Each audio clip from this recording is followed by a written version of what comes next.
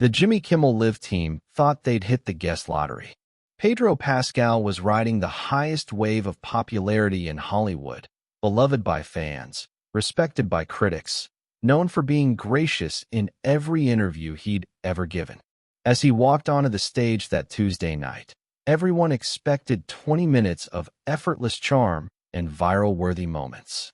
They had no idea they were about to witness the most shocking transformation in late-night history. No idea that this soft-spoken Chilean-American actor had been storing up years of frustration just beneath that famous smile. No idea that when Pedro Pascal finally reaches his limit, the fallout is more devastating than any villain he's ever faced on screen. The Jimmy Kimmel Live studio buzzed with an energy that only came with A-list bookings. Pedro Pascal wasn't just promoting his latest project. He was the moment. The actor who had somehow managed to become both a critical darling and a pop culture phenomenon. The rare celebrity who seemed to genuinely enjoy the spotlight while maintaining his authenticity. The kind of guest that made producers look like geniuses. As Pedro settled into the guest chair, adjusting his perfectly tailored burgundy velvet jacket with the casual confidence that had made him a red carpet favorite, the atmosphere crackled with anticipation. At 49, he radiated that perfect combination of boyish charm and mature sophistication that had made him irresistible to audiences across generations. The familiar Kimmel set glowed under its signature late-night lighting, the intimate talk show setup designed to create the illusion of a casual conversation between friends. The studio audience was already completely enchanted by Pedro's warm interactions during the commercial break, his genuine interest in meeting people, and his self-deprecating humor about his sudden heartthrob status. Jimmy opened with his trademark enthusiasm. He said, "Ladies and gentlemen, please welcome the man who has somehow made us all want to be adopted by him, Pedro Pascal." Pedro's laugh was genuine and infectious, his voice carrying that distinctive warmth that had made him beloved worldwide. He said, "Jimmy, thank you for having me. Though I have to say, that introduction makes me sound like I'm running some kind of adoption service." The comment drew huge laughs from both Jimmy and the audience, setting up what should have been a perfect late-night interview. Jimmy leaned forward with obvious delight. He said, "Pedro, you've become this massive cultural phenomenon. People call you Daddy Pedro. You've got fans making compilations of you just existing. How does it feel to be the internet's collective crush?" Pedro's eyes twinkled with amusement. He said, "It's surreal, Jimmy. I spent 20 years barely getting recognized at coffee shops, and now people are making gifs of me drinking water. I'm not complaining, but it's definitely an adjustment." For about 15 minutes, the conversation flowed like the perfect late-night television everyone remembered from the genre's golden age. Pedro discussed his journey from struggling actor to global superstar, shared hilarious behind-the-scenes stories from The Mandalorian and The Last of Us, and charmed everyone with his self-aware humor about his newfound fame. The audience was eating it up, Jimmy was clearly having a great time, and social media was already lighting up with clips and quotes. This was exactly the kind of interview that created viral moments and solidified careers. Then Jimmy Kimmel decided to take a turn that would destroy everything. With no warning or transition, Jimmy's tone shifted from playful to pointed. He said, "Pedro, you've talked about being an immigrant, about your family's experience coming to America. Given your platform and your background, don't you think you have an obligation to be more politically vocal? Especially with everything happening with immigration policy." The question hit like cold water on a warm conversation. Pedro's relaxed demeanor shifted subtly, his expression becoming more guarded. He said carefully, "Jimmy, I've always believed that my job is to tell stories that resonate with people. I try to let my work speak for my values rather than turning every interview into a political speech." Jimmy leaned forward with that mock-serious expression he used when he thought he was making an important point. He said, "But come on, Pedro. You're one of the most beloved actors in the world right now. When you stay silent on issues like family separation, like the treatment of asylum seekers, aren't you kind of letting people down? The studio audience stirred uncomfortably. This aggressive pivot wasn't what they had come to see. Pedro's composure remained intact, but something flickered in his eyes. He said, "Jimmy, I think you're making some assumptions about what constitutes being silent.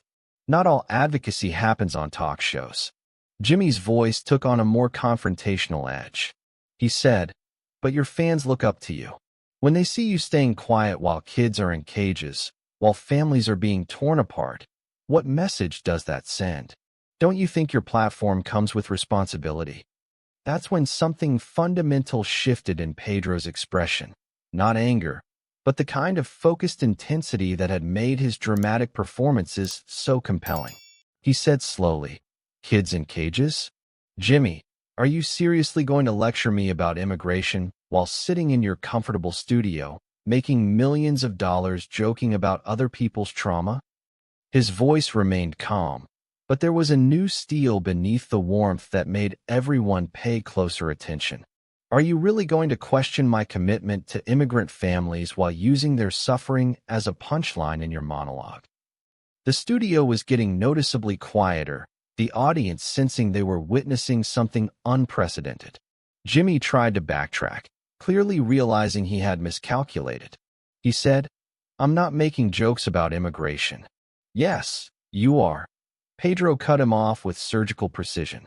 "You make jokes about ICE raids, about border walls, about politicians' immigration policies. You turn real people's nightmares into content for your show, and then you have the audacity to question my commitment to these issues." The audience was completely silent now, recognizing they were seeing a side of Pedro Pascal that had never been displayed publicly. Pedro stood up slowly, his presence suddenly commanding the intimate studio space. "Jimmy, let me tell you about immigration. Let me tell you about what it actually means to be a refugee, since you seem to think my background qualifies me for your political pop quiz." His voice carried the weight of lived experience. "My family fled Chile when I was a baby because of political persecution. We didn't leave for better opportunities or the American dream.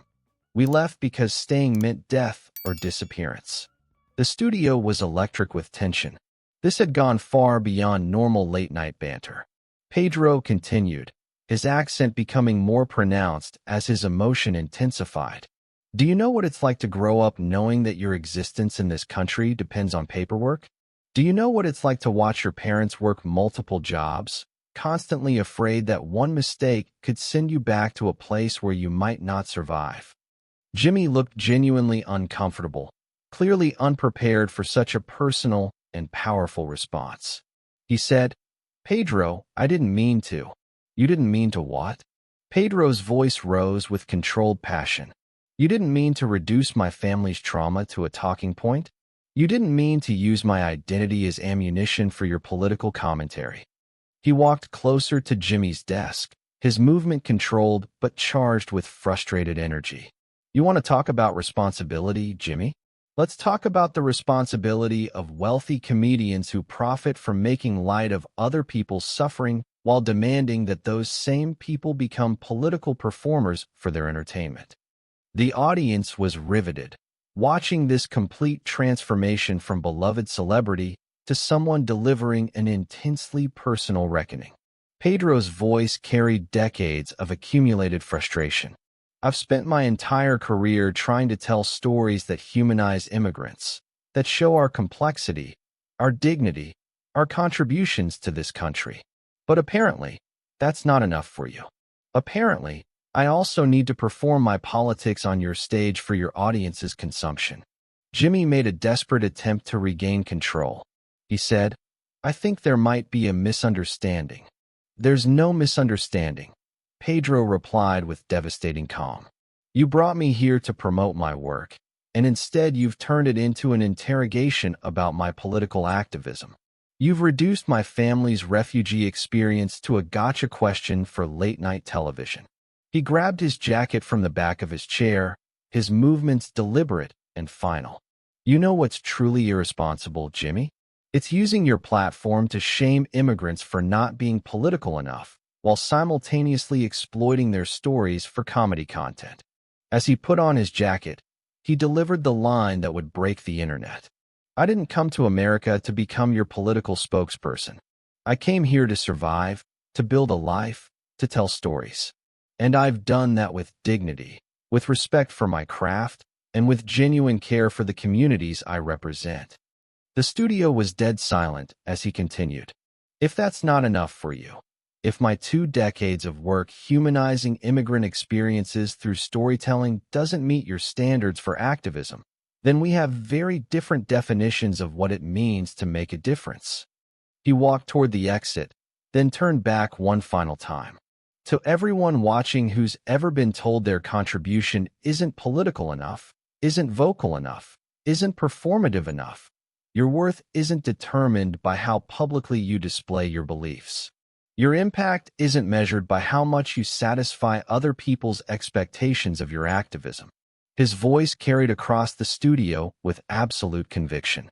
And your identity isn't anyone else's political prop, no matter how famous they are or how big their platform is. He looked directly at Jimmy for the last time. Good luck with your show, Jimmy. Maybe someday you'll understand the difference between supporting immigrant communities and exploiting them for content. The studio erupted as Pedro walked out with perfect dignity, leaving behind a host who looked completely shaken and an audience that couldn't process what they'd just witnessed. Within minutes, the footage was viral. The moment when America's sweetheart finally fought back against performative allyship became the most watched late-night clip in television history. The response was immediate and overwhelming. Immigrant communities praised Pedro for refusing to be tokenized. Fellow actors supported his defense of artistic advocacy over political performance. Even some progressive commentators acknowledged that his points about exploitation disguised as activism deserved serious consideration. The revolution wasn't just in watching a beloved actor defend his boundaries. It was in seeing what happens when genuine authenticity meets performative politics, when real lived experience encounters shallow commentary, when someone who's actually lived through trauma refuses to have it minimized for entertainment value. Pedro Pascal had reminded America that the most powerful activism often happens quietly, through the stories we tell and the dignity we maintain. And sometimes the most important thing you can do is simply refuse to be anyone else's political performance.